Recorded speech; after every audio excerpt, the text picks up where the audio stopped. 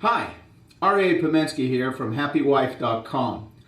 I want to share with you 5 tips for creating a tremendously powerful commitment to making a marriage great.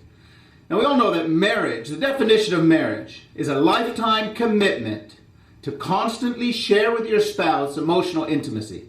It's a lifetime commitment. And we know, you see, 1 in 3, 1 in 2 marriages are ending up in divorce. People are not making that commitment. It's kind of crazy when you think about it. You know, 1 in 2, 1 in 3 marriages end up in a divorce. And you pick the person. You pick the person you're going to marry.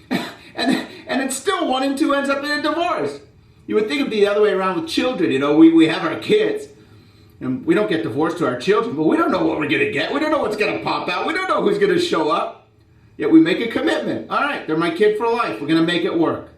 But the person we choose to be married to, we make a commitment to them. Well, I'll commit as long as I'll commit, unless it gets too hard. No, in order to succeed, you need a foundation of a marriage, which is the commitments. And I want to give you the 5 tips, what I call the 5 commitments that a person needs to set the foundation for a fantastic marriage. First commitment is that you just have to show up. You got to show up. You can't be absent. You just can't be absent. You got to be there. And when I say be there, I mean on all different levels. First, you got to be there physically.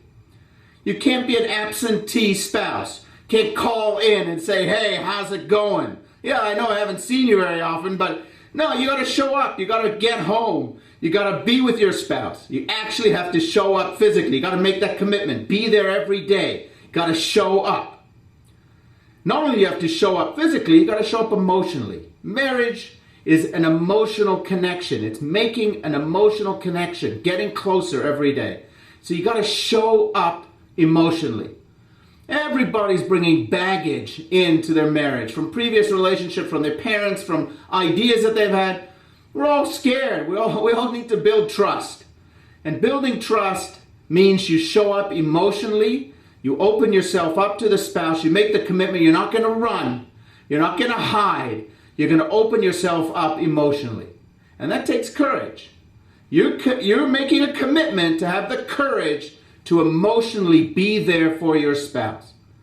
And the last part of showing up means that you're showing up for the long haul. You're there. The slightest bit of trouble, boom, you're not going to run for the hills. No, I'm here. I know that my marriage, our relationship is great. Right after we get over this hurdle, this trouble, we work through it, it's going to be great. First commitment, just show up. Second commitment is you have to make a commitment to make daily connections. Daily. You know, a marriage, it's not going to happen by itself. It's just not going to happen by itself. You need to show up. You need to show up. You can't take days off. Every day you have to make a commitment that today I'm going to feel closer to my spouse. Today I'm going to make them feel closer to me. I have something I call the 2-week marriage syndrome. You know what it's like? You know, a 2-week marriage. Well, you know, honey, life is busy with the work and you know what? We haven't really connected. You know what we need to do? We need to go on vacation together. And you go on vacation, you leave the kids, you leave the city, you leave the job, you leave everything behind, and you have 2 weeks of paradise on an island together, a resort, and you connect and you're intimate and it's fun and you're oh, wow, is this incredible? And then you get home, you go, this is really nice. I feel really close to you and really connected to you. Really great. And then the routine kicks in. And work. And children. And chores. And all of a sudden you look at your spouse and go, wow, 10 months has passed. We really haven't had any connection. You know what we need? A vacation. And you take a 2-week holiday and it's great. And this happens for 20 years. You know what? You end up being married 2 weeks a year for 20 years. You can't do that. You have to make a commitment to make a daily connection. Daily connection. And that means making your lifetime daily commitment statement, which is today I wake up, I say, thank God I'm alive. All right, now what am I going to do to make my spouse feel that they're the most important thing in my life today? What I'm going to do today to make them feel really connected to me today. You have to make that commitment to make daily connections. The third commitment is what I call you, both of you, both spouse, husband and wife, have to take full responsibility for the relationship. You have to be committed to take full responsibility. You've heard that marriage is a 50-50 partnership, right? Well, don't believe that. That's not true. It's destructive. Marriage is not a 50-50 partnership. You know, because if it's a 50-50 partnership, it's just going to lead to resentments. Because resentments are all about unrealized expectations. And if I have an expectation it's a 50-50 partnership, that means I'm doing my 50%. But you only did 49%. You should have done your 50. And now that you're doing your 49, I'm only going to do 49. Or maybe even 48. Teach you a lesson. And all of a sudden that marriage starts spiraling downhill. No, it's not a 50-50 partnership. Marriage is 100% zero partnership both ways. You have to make the commitment that you're going to take responsibility for your relationship. You are going to take responsibility for your marriage and do your best. And that's all you can do, is do your best. And you do your best. What do you do for a living? You're a doctor, you're a lawyer, you're a mechanic. What do you do for a living? A teacher? What did you do to become great at your field? What did you do? Well, you had to go to school, 12 years, and then to university for 4 years, and then a specialist for 3 years and 5 years, and you're in school. And now, while you're in school, in your work, you're constantly going to seminars, you're learning about it, you're on the internet, you're getting textbooks, you're constantly doing, furthering your education, and no wonder you're great. Well, what are you doing for your marriage to make sure you're doing that the best you can? Are you learning about it? Are you a connoisseur of your spouse and of marriage? You have to be committed to do your best. You're taking full responsibility, which means you have to do your best.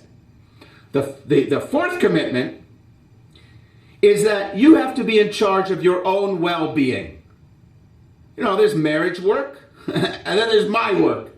I can't make you, my spouse, responsible for my inner work, my sense of inner peace, my sense of well-being, my inner health. That's my responsibility. That's not your responsibility. If you're in a relationship and you have a toxic mind, you haven't worked through your personal issues.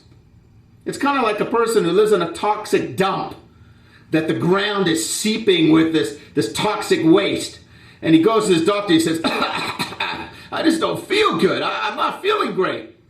The doctor says, well, you know what you need to do? You need to diet. You need to exercise. You need to meditate. You got to do deep breathing. Well, you can do all of that stuff, but as long as you're living in this toxic wasteland, all that stuff's irrelevant. Because you're still going to be unhealthy. You're still seeping in, all the toxins just seeping into you from all over. Well, that's what it's like when you don't take control of your own mental well-being in a relationship. You can do all the right things, but if it's unhealthy in there, if it's stressful in there, your relationship is going to reflect that. But that's not your spouse's work. That's your commitment to do your own inner work. Your own personal growth. That's your responsibility. And you need to make that commitment to your spouse. That I will do my work. They will do their work. I will do my work. And the beautiful thing about it is that marriage is set up in such a way that marriage itself is personal growth. We don't need personal growth to be good at marriage. We need marriage to be good at personal growth. Marriage is where we get challenged in all different areas of our life. We get challenged to be a giver. We get challenged to be honest. We get challenged to be selfless. We get challenged in so many different ways. The marriage itself is the opportunity for personal growth. So that commitment to personal growth is the commitment to marriage. It's beautiful. The fifth and final commitment is that the two of you have to be committed that you and your spouse are going to have shared goals.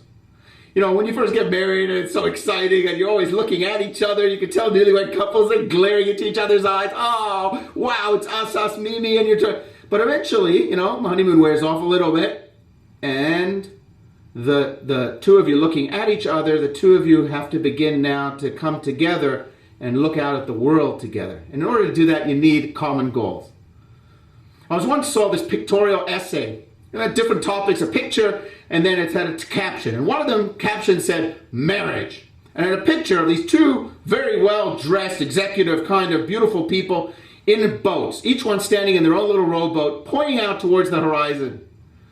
And they're pointing, and they're holding hands, and they're supporting each other. And it's the ocean is a little bit tippy, and they're supporting each other. They're pointed in the same direction. Caption said, marriage. Ah, beautiful, right? Right? Wrong. Terrible. That's not marriage. That's not marriage. That's long-term dating. That's what people say, I don't want to really get married. I just want to date like this for the rest of it. No. Marriage begins when you both climb into the same boat. I understand. It's more vulnerable. Two people in one boat, it's a little tippy compared to two boats next to each other. They support each other. But that's marriage. Is the two of you make a commitment to climb into the same boat, even though it's vulnerable, even though it can be scary. Of course we know that. But it's not about that. It's about creating that shared space, that the common goals. Very important. See, there are three parts to every relationship. There's the husband, and then there's the wife, and then there's the relationship. The husband, your needs have to be met. We understand. You got to communicate them. You got to be healthy. Got it. The woman, your needs need to be met. Of course. You got to communicate them. It's got to be healthy. Beautiful. But then there's this third thing called a relationship. And the relationship also has needs. The relationship also has a life of its own. And the both of you need to have a shared goal that you can both look at this thing called relationship and give the relationship what it needs. Give the relationship what it needs. And if you do that and you make sure that the two of you are focused on creating a beautiful, healthy relationship, that's your commitment. So let's review. You need these 5 commitments to build a foundation for your marriage that you can start building your marriage on. Number 1, just show up. Number 2, has to be a daily connection, commitment to daily connection. Number 3, each person has to take full responsibility for the success of the marriage on them. Both of you have to do that. Number 4, you got to be in charge of your own well-being. That's not your spouse's job. It's your job to become healthy inside. And number 5, have shared goals. The relationship has to be, you have to make a commitment. The relationship has to be bigger than the two individuals. Both of you need shared goals.